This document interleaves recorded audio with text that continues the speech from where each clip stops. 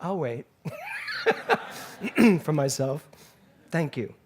That was, since the first time I heard you sing, I knew that there was an angel voice in there. And it just touches me when you just sing. It's this clear bell beauty that can only be defined as God. So if you ever forget, just sing, it'll remind you. So, thank you for life. I stand here in grace and gratitude. One of the other lyrics in that song is 1,000 names, 1,000 roads, all lead to one simple truth. So what is that one simple truth?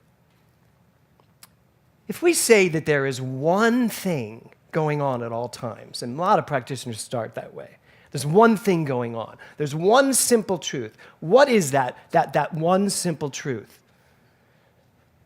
Well, it's very easy. In the song, it says, thank you. It's talking about, this is a Christian traditional song, really. Olivia Newton-John is very Christian. And so her philosophy of God is, thank you, God, out there, for everything you give me. Thank you for it all.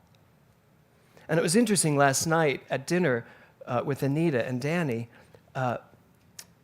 we talked about this idea. Do I have a problem? Oh, he has a problem. We talked about this idea of what happens when you come into a philosophy like this, and we go from thank you to understanding I am God. How do we navigate that tradition, that transition? How do we navigate that paradigm shift? And do we lose love in the way? Do we lose intimacy in the way? Do we lose the relationship we have with God in the way? Well, you know what? I think sometimes we do a little bit, and sometimes we do a lot, and sometimes it's so hard, we go back to the traditional idea because we just can't comprehend this idea of I am God. Where's my relationship if it's with me? But I think we miss the point. I am God doesn't say that the only God there is this thing called James Mellon in this body. There is a universal presence that I am. It's as Rumi says, I am not the drop in the ocean, I'm the ocean in the drop. So I am the entire ocean. So my relationship, when I talk about thank you, is to all that there is in this universe that I am. So for me, this little Catholic schoolboy, at 7, every single morning, when I was at 7 years old, you could see me every single day with my missal under my arm, prancing down the street with my missal. Good morning, I'm off to Mass. Good morning, I'm off to Mass. Because I really wanted everybody to know that I had a great relationship with Jesus. And I did. I loved my relationship with Jesus. I loved my relationship with the Catholic Church. The nuns, not so much. But the church, yes. And so that was a lot to give up or to lose when suddenly I hear Dr. Walker say, no, there's a power in you greater than you are that you can use. Use it. And then to grow into I am God. So what is this one simple truth we're talking about, right? So when we get this thanking, who or what are we thanking? In this song, she's saying, thank you. Thank you. Everything I have is all because of you, Well, it's still me, but it's the universal me. There's the universal that I am, and then there's the individual me. And they are the same thing, right? You're all learning this in prac class. So it's the same thing. That the universal God and the individual God is the one God. There's only one God. That's what it is. So I get to have this beautiful relationship, beautiful, emotional, intimate relationship with God as me, knowing that I back into all of it, not just this little, sliver of God. And as much as I respect and love the Catholic Church, it's one of the paradigms that I had to straighten fuggle, fight and struggle. I'm glad those weren't different types of things. So I had to really fight and struggle to get past, to really, to get into that intimacy and to get back to it. Yeah, keep laughing. We can edit that in the No, this is the perfect, that's the human side of God. See, that's the problem. We still have that paradigm that God is the perfection of life. God is the prime, the absolute, the perfection, right? And anything we do that's less than what we think perfect, we're suddenly human. But that's duality, everyone. If we see human and divine as two separate things, that's duality. Every single moment of every single day, of every single iota of your life, you're God. So God's having a bad day. God's having a good day. God's having cancer. God's having health. That's how it works. And when we really get that, we get to call forth our highest and best self, even in the midst of some of the things we wish God wasn't having. Is anyone right now having anything that you kind of wish you weren't having happen in your life? Anybody? Great. This is a good congregation. Only a handful of you are honest about it. So this month, I asked you to, every day, do something to honor yourself. How are you doing at that? Great. Kelly, of course. You're like, good. I've been doing something every day. Every day, I'm asking you to do something to have fun, something to honor yourself. And the second thing is to notice when you're using your mind in a way that does not benefit you. And the third thing is to create a better spiritual practice for yourself, or at least some spiritual practice for yourself. And then last week, I asked you to take charge of your mind. Who but you can take charge of your mind? And you'd be surprised how many of you are not taking charge of your mind and actually are letting those things out there take charge of your mind. So those were the 4 things so far. So the title of my talk today is called The Pilgrim Effect, because it's Thanksgiving. Now, when I called it the Pilgrim Effect, I don't know why I was calling it thank you, Jonathan. I don't know why I was calling it the Pilgrim Effect, except to see what Jonathan would come up with on the wall. I called it the Pilgrim Effect because it just came to me, and I didn't know what it was about. And I had a very heavy week this week, a very busy week. And so last night, when I got home from dinner, I really had to start thinking about what the heck is the Pilgrim Effect that you suddenly thought you needed to talk about. And so I did some research, and oh my God, it was like the Pilgrim Effect called me to it. So here's what it is. So first of all, how many of you know about the Pilgrims? Yeah, you think you know. How many of you have studied the Pilgrims? Right? I have now studied the Pilgrims for 45 minutes. So I am an expert on the Pilgrims. So the Pilgrims, I'm such an expert, I'm going to read it to you. The Pilgrims were Calvinist dissenters. First of all, I love the idea of being a dissenter. I love the idea that you say, you know what, this isn't working, it used to be, doesn't, now I'm going to try something new. So they were Calvinist dissenters, fleeing religious persecution in England and wanting but they wanted separation of church and state. They didn't think church and state should be together, and that the state should not say what churches do. That's why they went to, not here, to the Netherlands. Then they got to the Netherlands and they felt that they were losing their heritage. So they boarded, remember what boat they boarded? The Mayflower. And came to where?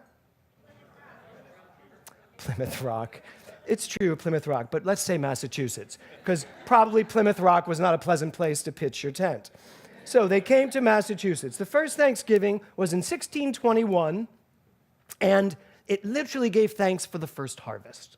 And there were 50 pilgrims and 90 American Indians at the first Thanksgiving. I don't know who did the head count, but that's what I got.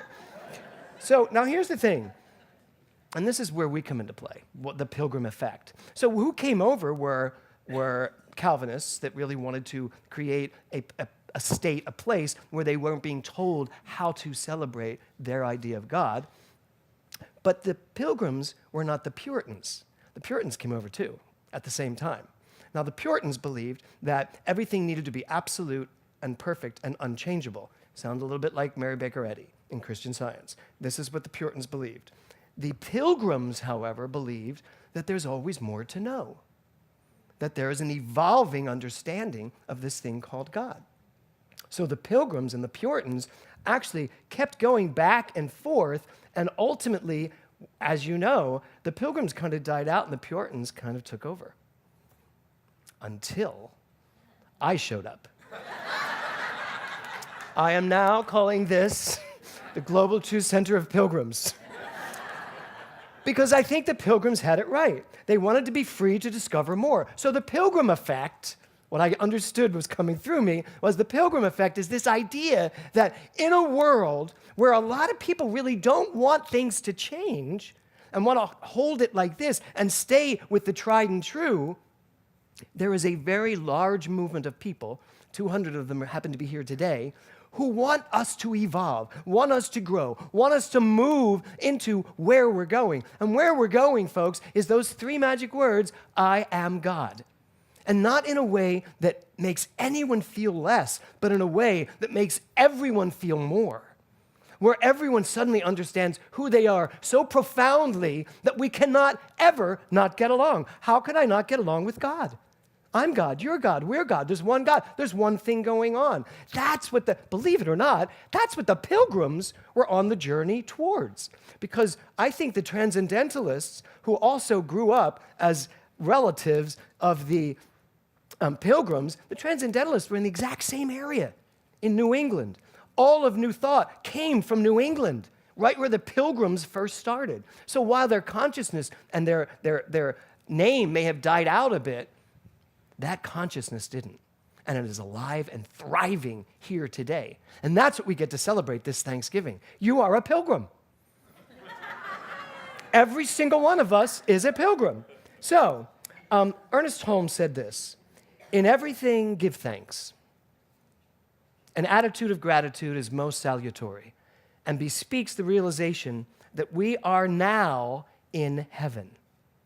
Gratitude is one of the chief graces of human existence and is crowned in heaven with a consciousness of unity.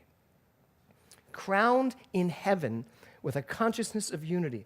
A consciousness of unity now. We're not waiting for this. This isn't something that will happen someday. It's now. And there's this wonderful book out right now called, What If This Is Heaven? What if this is heaven? And we just happen to have the author of that book because it's her second book after Dying to Be Me. So now, Anita, I'm going to bring you up here and ask you something. So please welcome Anita Marjani.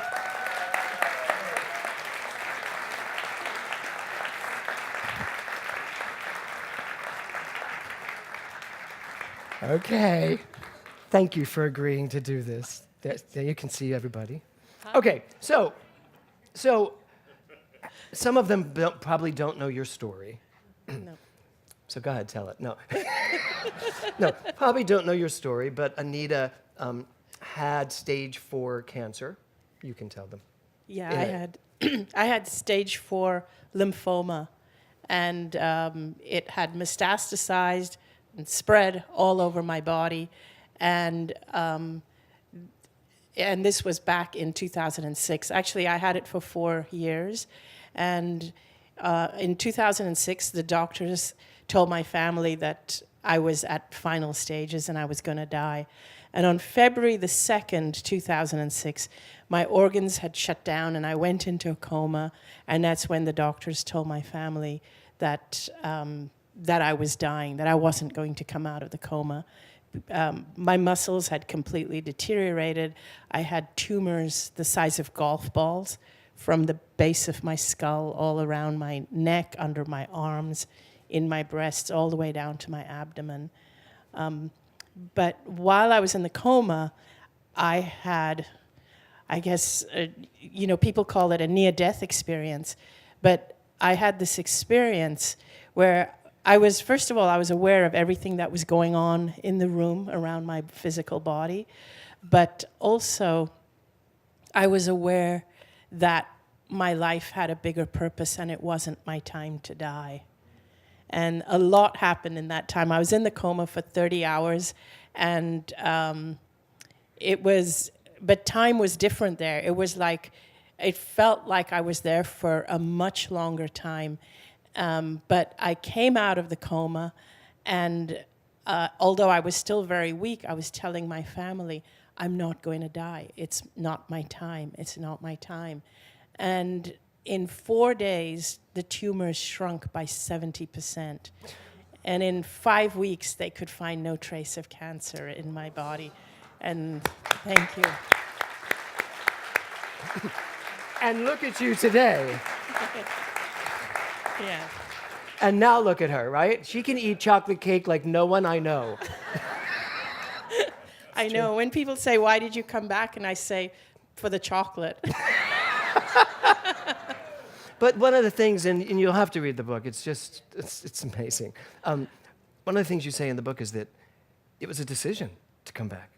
It was. I felt like I had a choice whether to come back or not. And at first, I didn't want to come back because it is so beautiful being in that realm beyond the veil, because all the pain was gone, the fear was gone, and I felt so free and so light, and I just felt amazing. And I saw and felt the essences of my loved ones, my dad who had passed away, and I felt loved for the first time.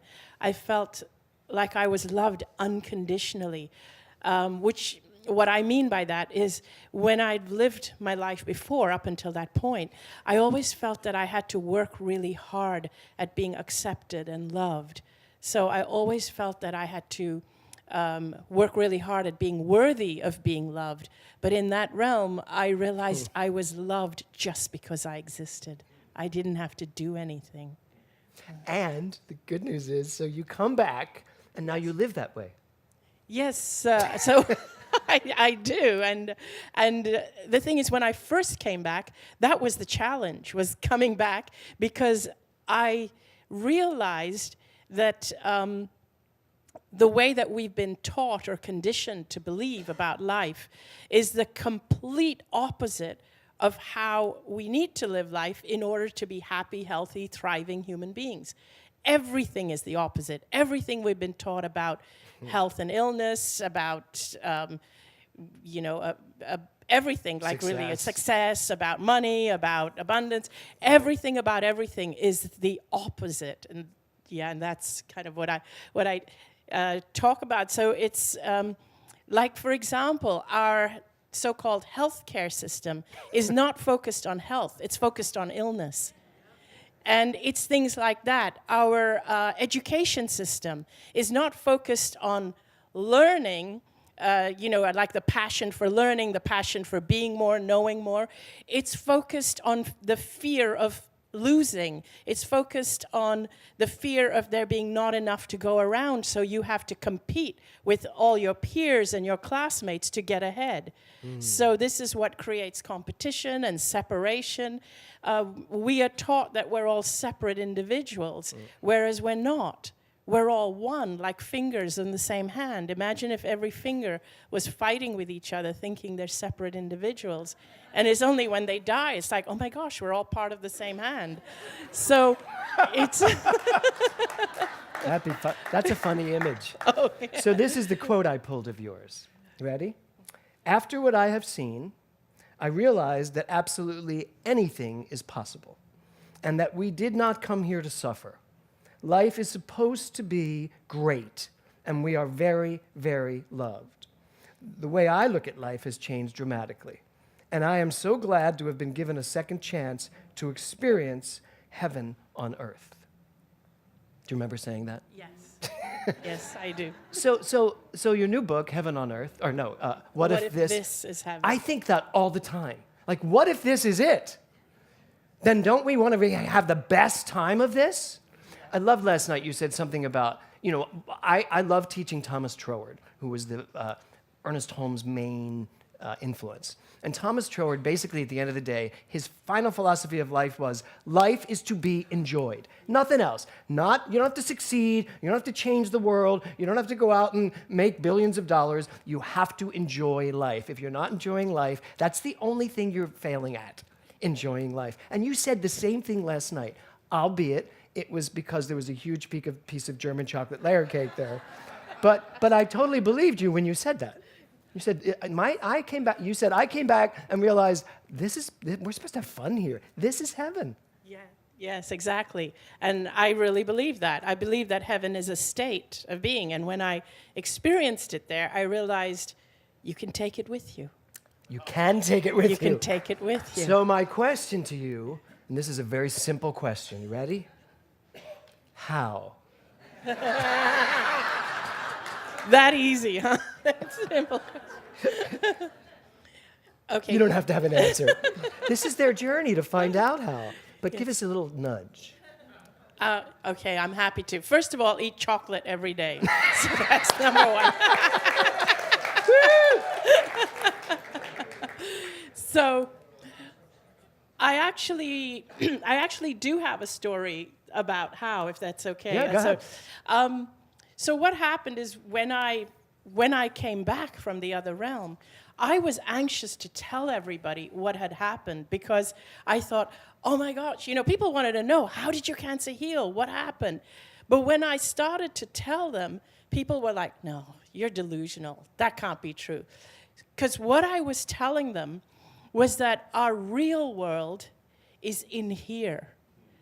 And what I was telling people is that what we're doing right now is we are living an outside-in way, which means we think the real world is here and we're reacting to it. So whenever we see what's on the news or whenever we are going to school or when there's an illness, we're reacting to it. And the way we react to it is by fighting it, by fearing it. And then what's happening is we're messing up our inner world. Now, what if you realize that the inner world is the real world, and when you work with that, what happens is that the outer world then reflects it. The only way to change the outer world is by working with your inner world, not the other way around. So I would tell this to people, and they said, you're delusional, there's not enough, my family's struggling with money, I have to go to a job. And I say, would you like a job? No, we hate our job, but I have to pay the bills. And so people go to a job they hate just to be able to earn a living so that they can spend every day going to a job they hate. And this is the kind of lives we've created. People who are ill, I was telling them, you need to have a passion for life. The biggest determining factor of your illness, even though the illness is physical, is internal. It's what are you going to do with the rest of your life if you're healed? It's your passion, your determination for life. And they were like, no, cancer is very real, this is real, and I have to go through all these medications. Anyway, I realized I had to take myself out of this environment, out of this paradigm, if I wanted to live my truth.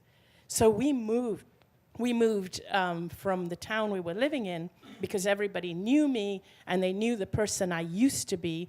I was a very fearful person, a doormat, a people pleaser, lived from a place of fear.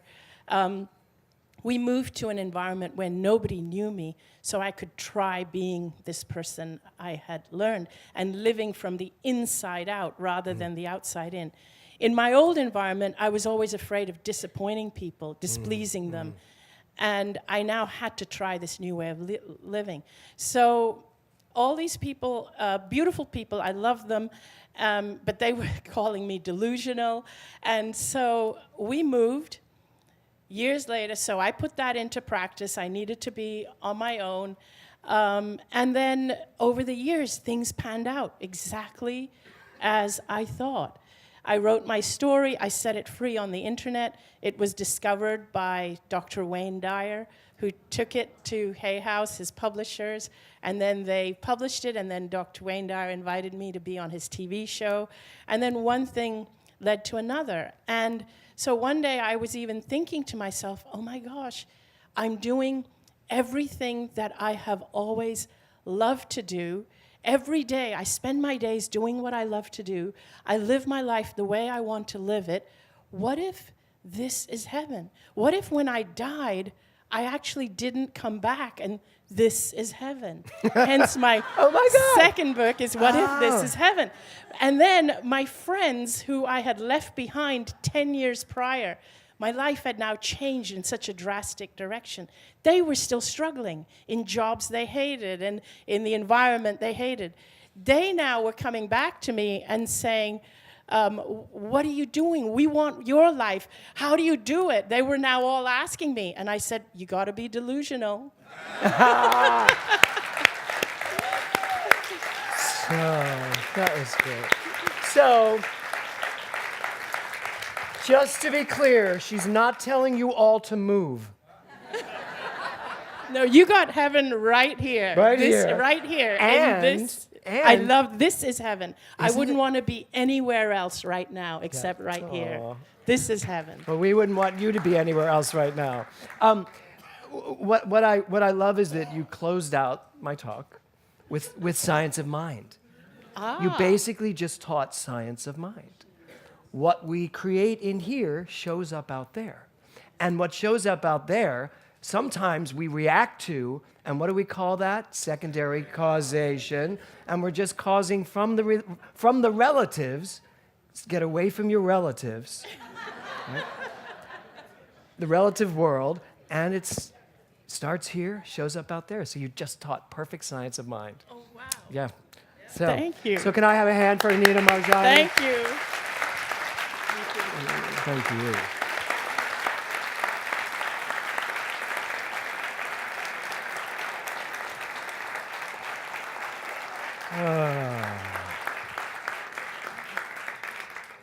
So in the end, you are part of the consciousness that the Pilgrims came here to create.